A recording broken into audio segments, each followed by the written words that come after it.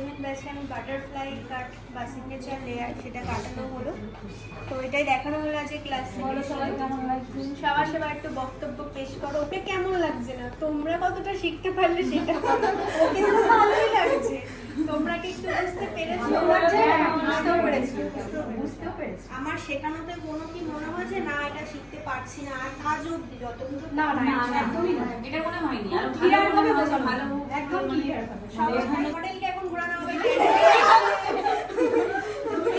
আমাদের আজকের মডেল, আজকে আমাদের মডেল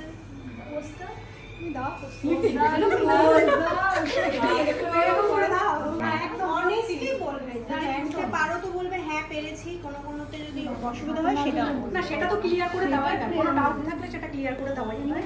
কিন্তু আর এইবার একটু মডেলকে করে দাও। চলো টাটা, বাই।